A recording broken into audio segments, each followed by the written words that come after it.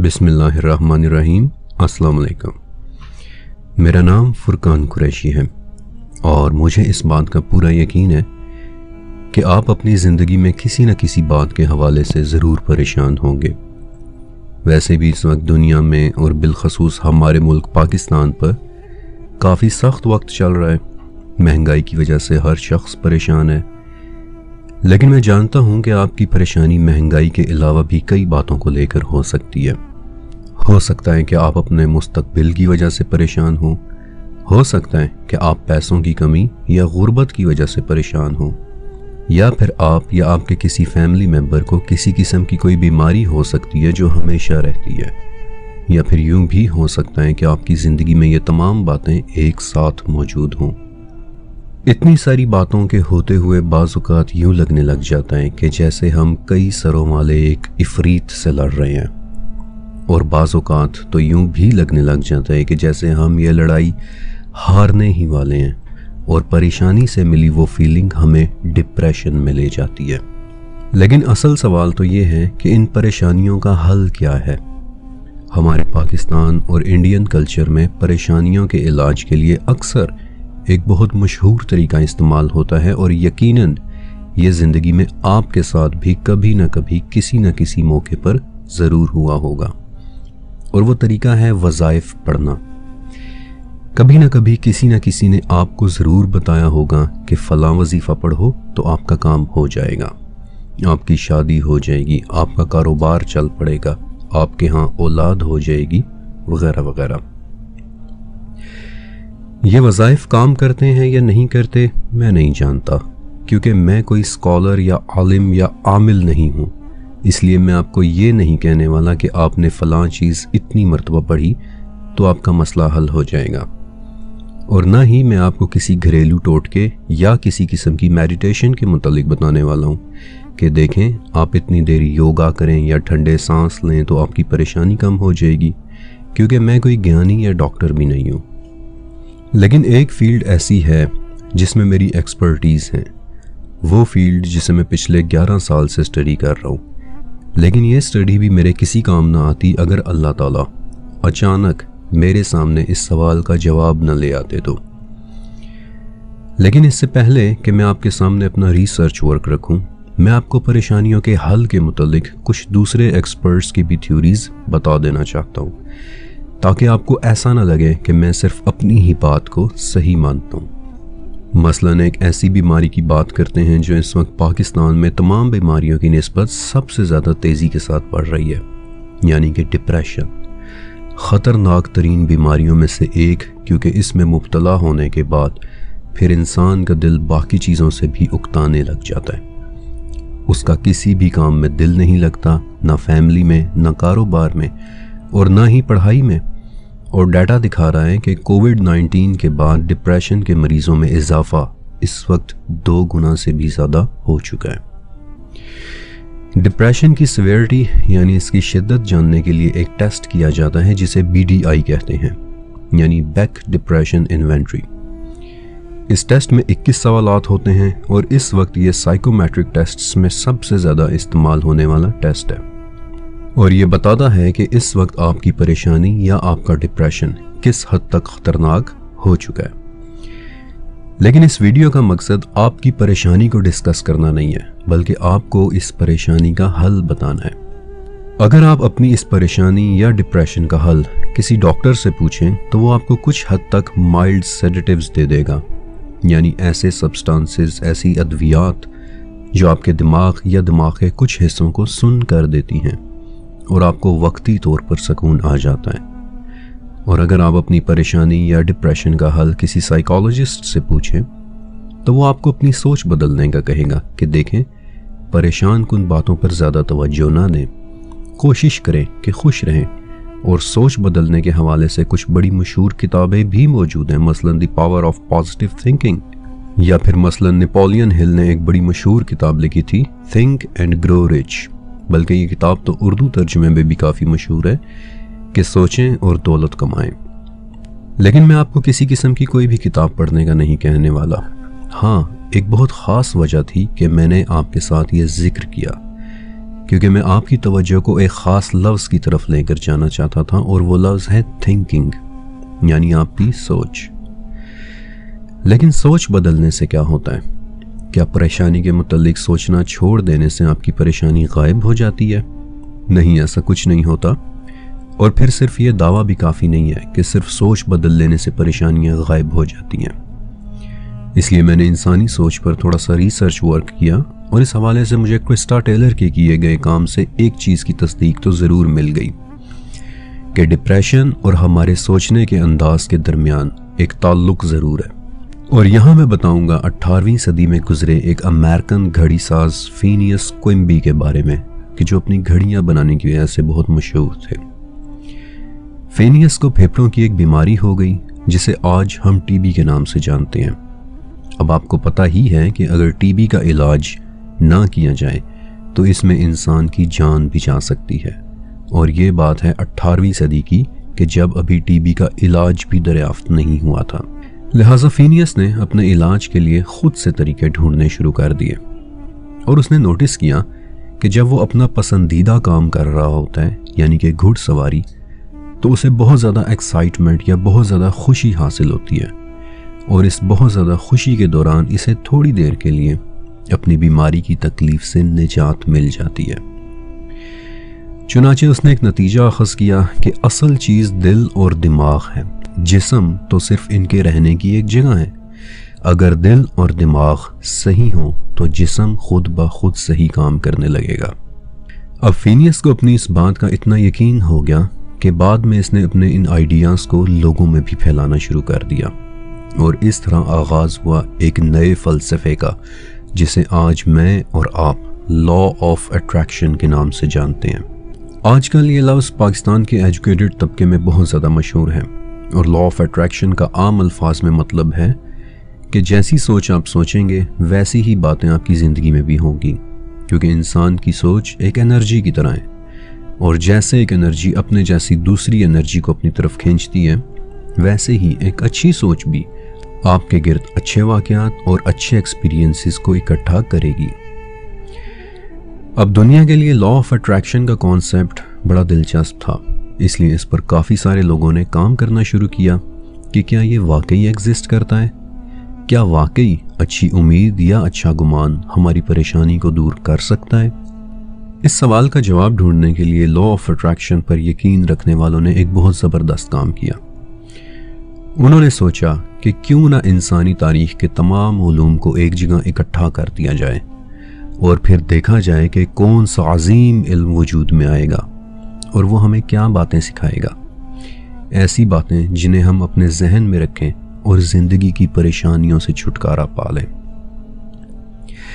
लिहाजा इन लोगों ने यह किया कि तमाम कदीम फ़लसफ़ों, मसलन ancient Greeks, ancient Egyptians, Roman empire के अलूम और हुनर, चाइनीज़ किताबों, वैदिक लिटरेचर और कदीम मज़ाहिब की तालीमात को एक जगह इकट्ठा किया, और इनमें से बिल्कुल बुनियादी और कॉमन चीज़ों का एक निचोड़ निकाला।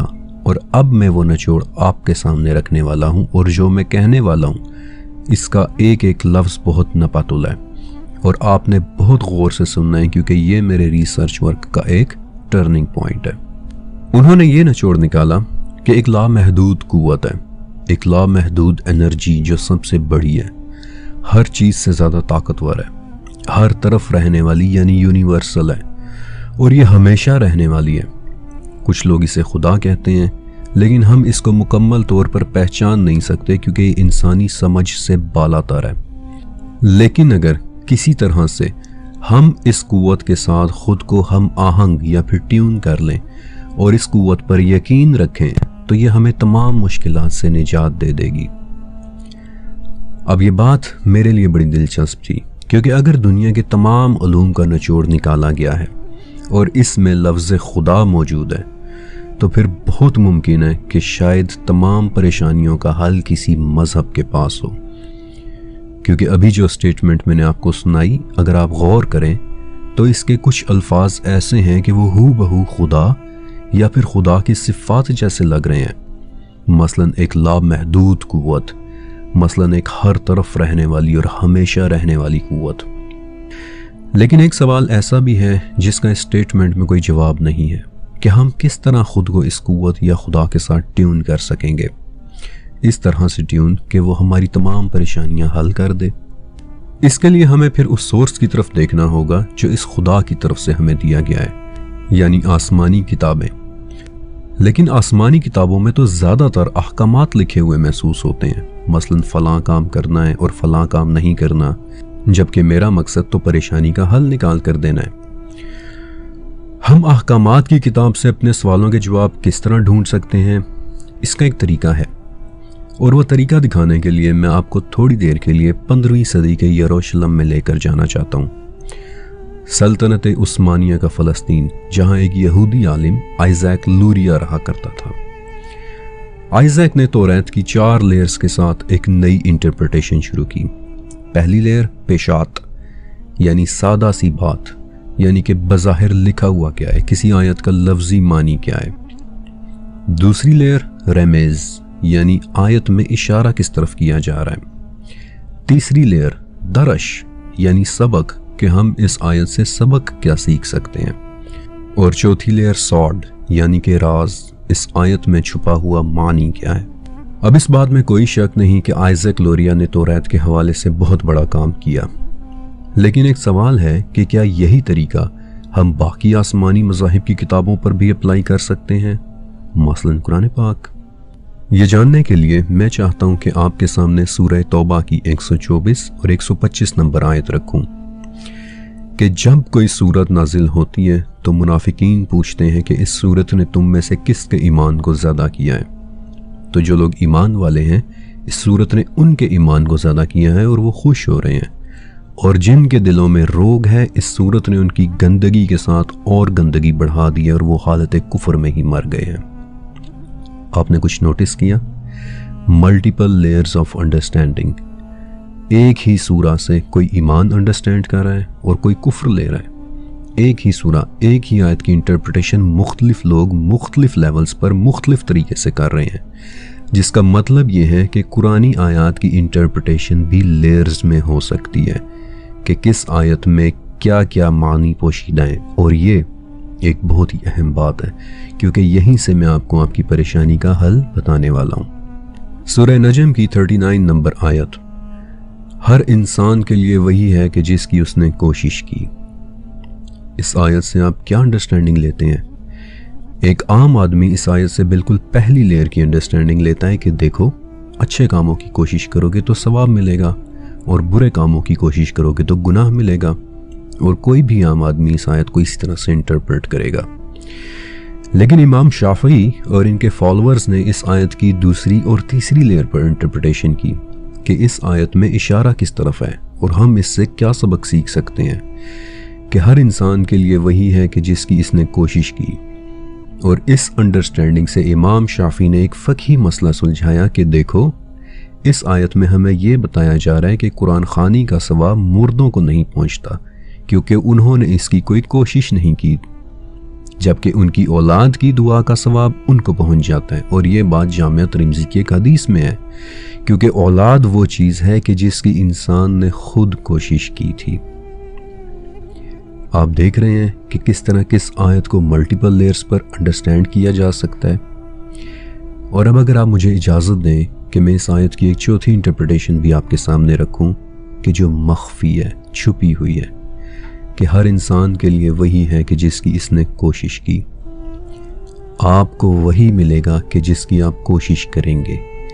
आप कोशिश करके अपनी सोच को बेहतर करें तो आपको मिलने वाली चीज़ें भी बेहतर ही होंगी। द लॉ ऑफ अट्रैक्शन, इसे कुरान पाक ने एंडोर्स किया है। और अगर आपको मेरी बात का यकीन नहीं है तो इससे अगली आयत पढ़ लें कि अनकरीब उसकी कोशिश देखी जाएगी और फिर उसे उसका बदला भी दिया जाएगा।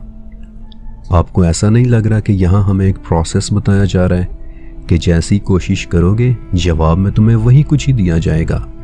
एक अच्छी सोच की कोशिश करने वाले को जवाब में भी बेहतरीन चीज़ें ही दी जाएंगी। The law of attraction. लेकिन इसमें हमारी परेशानी का जवाब कहाँ छुपा हुआ है? हमारी परेशानी का जवाब इनसे अगली आयत में छुपा हुआ है। अगर आप किसी बात पर परेशान हैं तो इससे अगली आयत देखें कि वही हंसाता है और वही रुलाता है। अगर आपकी परेशानी किसी अजीज का बिछड़ जाना है तो उससे अगली आयत देखें कि वही जिंदगी देता है और वही मौत देता है। अगर आपकी परेशानी औलाद का ना होना है तो उससे अगली आयत देखें कि उसी ने जोड़ा यानी नर और मादा को पैदा किया है नुत्फे से जबकि वो टपकाया जाता है। अगर आपकी परेशानी गुर्बत और दौलत की कमी है तो उससे अगली आयत देखें कि वही मालदार बनाता है और वही खजाना देता है।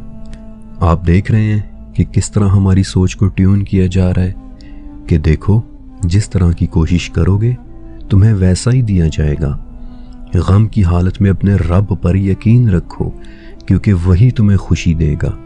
बिछड़ने पर सब्र करने की कोशिश करो क्योंकि जिंदगी और मौत भी वही देता है। औलाद ना होने का गम ना करो, यकीन की कोशिश करो क्योंकि औलाद भी तो वही देता है। दौलत ना होने और मुफलिसी की फिक्र ना करो बल्कि उस पर यकीन करो क्योंकि मालदार भी तो वही बनाता है, खजाने भी तो वही देता है। आपको अल्लाह पर यकीन के साथ अपनी सोच को इस तरह रखना है कि वही हमारे मसलों का हल करेगा, वही हमें परेशानियों से निजात देगा। और इस यकीन के मुतल्लिक आप सल्लल्लाहु अलैहि वसल्लम ने भी यही बताया है कि देखो, जब अल्लाह से सवाल करो तो उस कोशिश के साथ सवाल करो कि तुम्हें इसकी कबूलियत का यकीन हो। अल्लाह अपने बंदे की दुआ कबूल नहीं करता जो बेयकीन और बेपरवाह दिल से दुआ करे। एक यकीन की सोच रखें कि जिस हस्ती से मैं मांग रहा हूँ वो मुझे ज़रूर देगा, वो मेरे मसले का हल ज़रूर करेगा। आपको याद है मैंने बताया था कि इस यकीन की तालीम इंसानी तारीख़ के तमाम फ़लसफ़ों में दी गई है। मैं आपको एक और सबूत देना चाहता हूँ जो मुझे बाइबल में भी मिला। Book of mark 11:24। हज़रत ईसा अलैहिस्सलाम यरूशलेम में दाखिल होते हैं तो क्या देखते हैं कि वहाँ बैतुल मक़दस में कुछ लोग ख़रीदो फ़रोख्त कर रहे हैं। तो हज़रत ईसा अलैहिस्सलाम इन पर गुस्सा होते हैं कि क्या तुमने खुदा के घर को चोरों की एक गार में बदल दिया। और फिर वो इन ताजरों को वहाँ से निकालते हैं। इसके बाद वो अपने हवारियों को बैठे वाज कर रहे होते हैं तो उस वक्त ईसा अलैहिस्सलाम इन्हें एक बहुत ख़ास बात बताते हैं कि देखो, जब तुम दुआ मांगो तो इस बात का यकीन रखो कि वो तुम्हें मिलेगा और वो तुम्हें मिल जाएगा। यकीन के साथ अपने मसाइल का हल मांगना। अब यहाँ मैं आपको एक बड़ी ख़ास बात बताना चाहता हूँ और वो ये है कि लॉ ऑफ अट्रैक्शन कहता है कि कोई कुव्वत है जो बड़ी ही ताकतवर है, जिसकी ताकत की कोई हद नहीं है, वो लामहदूद है। और अगर हम इस कुव्वत के साथ ट्यून हो जाएं तो वो हमारे तमाम मसाइल का हल कर देगी। लेकिन लॉ ऑफ अट्रैक्शन ये नहीं बताता कि वो कुव्वत कौन सी है। ये सवाल लॉ ऑफ अट्रैक्शन के लिए एक राज है। लेकिन सूरह नजम की इन आयात में लॉ ऑफ अट्रैक्शन से कहीं ज़्यादा राजों के जवाब छुपे हैं और इन्हीं राजों में से एक राज इस कुव्वत की आइडेंटिटी भी है। इन आयात से फ़ौरन अगली आयात में कि वही शुरा सितारे का रब है। अब मेरा आपसे एक सवाल है कि अगर आप इन आयात को इकट्ठा पढ़ें तो आपको एक अजीब बात नजर आएगी। नॉर्मली इन आयात में बताया जा रहा है कि वही हंसाता है, वही रुलाता है, वही मौत देता है और वही ज़िंदगी देता है, वही औलाद देता है और वही दौलत भी देता है। इस बात का यकीन रखो तो तुम्हें दे दिया जाएगा। लेकिन इसके बाद अचानक एक आयत आती है कि वही शुरा सितारे का रब है।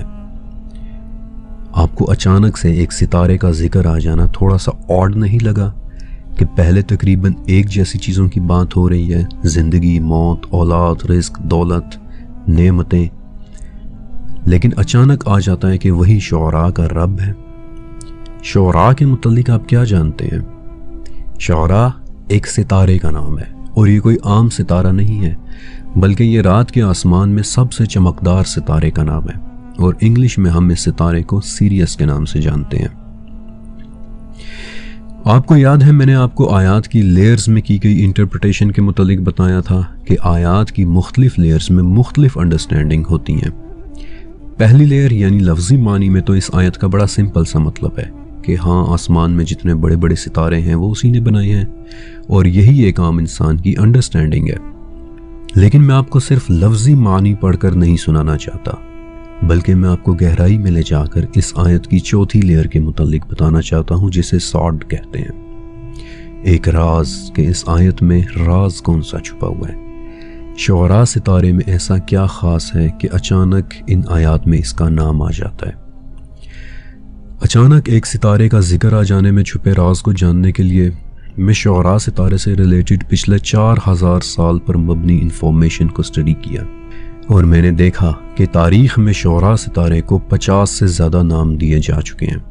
मसलन इसका एक नाम कदीम मिस्रियों ने रखा था, अल-हबोर, यानी कुत्ते का सर। और शायद ये आपको एक बेमानी सा नाम लगे, लेकिन अगर आपने इजिप्शियन माइथोलॉजी को स्टडी किया है तो आप जानते होंगे कि कुत्ते के सर वाला अनुबिस कदीम मिस्रियों के लिए एक माबूद था। यानी शुअरा सितारा कदीम मिस्रियों के लिए इनके माबूद की एक शक्ल था। फिर इंडिया में शुअरा का संस्कृत नाम मृगव्यद था, यानी हिरन का शिकारी, जो एक हिंदू खुदा रुद्रा या फिर शिवा का नाम है। यानी शुअरा इनके माबूद की एक शक्ल था। फिर साउथ इंडिया की मालाबारी जुबान में शुअरा का नाम मकर जयोति, जिसकी सबरीमाला मंदिर में इबादत होती थी, इनका एक माबूद था। स्कैंडिनेवियन ममालिक यानी नॉर्वे और स्वीडन और डेनमार्क में शुअरा का नाम लोकाब्रेना, यानी लोकी की मिसाल, जो नॉर्स माइथोलॉजी में भी एक माबूद था। फिर मेडिवल यूरोप और अरब दुनिया में शुअरा का शुमार उन 15 सितारों में होता था जो जादू के लिए इस्तेमाल होते थे। ज़रतश्त, जो कि कदीम तरीन मज़ाहिब में से एक है, इसके मुक़द्दस टेक्स्ट आवस्ता में शुअरा को तीर कहकर रेफर किया गया है, जिसका मतलब माबूद होता है। और सेनेगल और मोरितानिया के कल्चर्स में शुअरा का नाम यूनिर है, जो पूरी कायनात का एक सिंबल है। आपको ये सारी इंफॉर्मेशन सुनने के बाद एक पैटर्न बनता हुआ नजर आ रहा है। वही शुअरा सितारे का रब है। इसमें क्या राज छुपा हुआ है कि उस पर यकीन रखो, क्योंकि वो तुम्हारे माबूदों का भी माबूद है। वो हमेशा से है, तुमसे पहले वालों की परेशानियां भी वही दूर करता था। इस पर यकीन रखो, वो तुम्हारी भी परेशानियां दूर करेगा। लेकिन वो कौन है?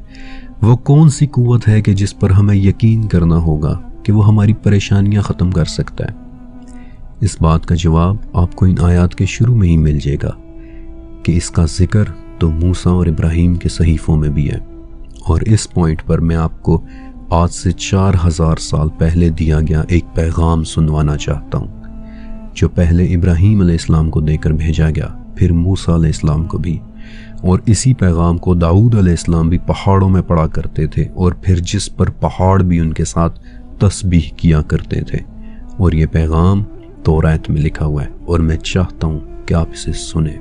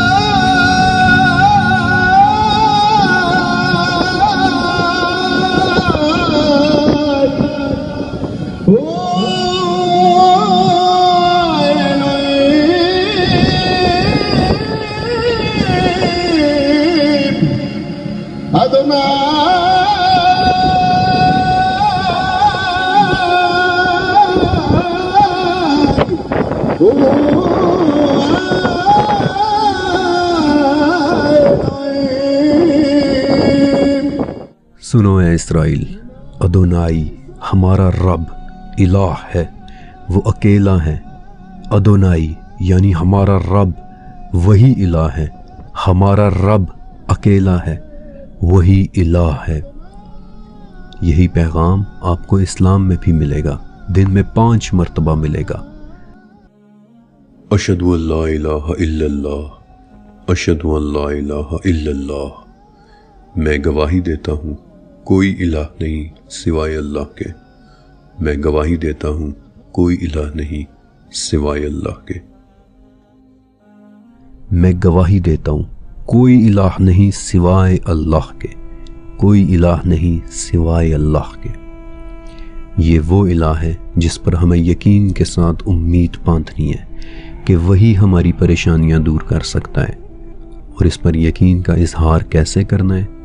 हमें इसके सामने सिर्फ एक छोटा सा कन्फेशन करना है, एक एतराफ़ करना है।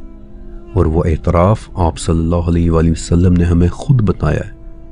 और ये एतराफ़ मैं आपको हर्फ ब हर्फ पढ़ कर सुनाता हूँ। ए अल्लाह, तू मेरा रब है, तेरे सिवा कोई माबूद नहीं। तूने ही मुझे पैदा किया है और मैं तेरा ही बंदा हूँ। ए अल्लाह, मैं अपनी ताकत के मुताबिक तुझसे किए हुए अहद और वादे पर कायम हूँ। मैं उन बुरी हरकतों का इकरार करता हूँ जो मैंने की हैं। मैं उन नेमतों का भी इकरार करता हूँ जो तूने मुझे दी हैं। मुझे माफ़ कर दे, तेरे सिवा और कोई भी गुनाह माफ़ नहीं करता। आप जानते हैं कि नबी करीम सल्लल्लाहु अलैहि वसल्लम ने फरमाया था कि जिसने इस दुआ के अल्फाज पे दिल से यकीन रखते हुए इसे मांगा और दिन को इसकी मौत हो गई तो शाम से पहले वो जन्नती है, और अगर रात को इसकी मौत हो गई तो सुबह से पहले वो जन्नती है। ओरिजिनल लॉ ऑफ अट्रैक्शन कि उस पर यकीन रखो कि वो हमारी परेशानियां दूर कर सकता है, और सिर्फ वही है कि जो कर सकता है। मसनद अहमद में सफ़वान बिन महरस कहते हैं कि मैं अब्दुल्ला इब्न उमर रज़ी अल्लाह तआला अन्हु के साथ था, तो एक आदमी आया और उसने पूछा कि क़यामत वाले दिन अल्लाह अपने बंदे से सरगोशी करेगा, क्या आपने कभी इसके बारे में नबी से कुछ सुना है? अब्दुल्ला कहते हैं कि हाँ, अल्लाह ताला अपने बंदे को अपने करीब करेगा, उस पर अपना हाथ रख कर उसे लोगों से छुपा लेगा और फिर उससे पूछेगा कि क्या तुझे अपना फ़लाँ गुनाह याद है? क्या तुझे अपना फ़लाँ गुनाह भी याद है? क्या तुझे अपने फ़लाँ गुनाह का इल्म है? यहाँ तक कि वो शख्स अपने तमाम गुनाहों का एतराफ़ कर लेगा और वह समझेगा कि अब बस वो हलाक होने ही वाला है। लेकिन तब अल्लाह ताला उस शख्स को कहेगा कि मैंने दुनिया में तेरे इन गुनाहों को लोगों से छुपा कर रखा और आज मैं तेरे इन तमाम गुनाहों को माफ़ करता हूँ। एक ऐसा रब कि जो अकेला है, जो सबका माबूद है, जो वाहिद है, जो मेरे गुनाहों को भी छुपा लेता है, मैं इस पर क्यों ना यकीन रख कर दुआ मांगूं कि वो मेरी हर परेशानी को दूर कर सकता है।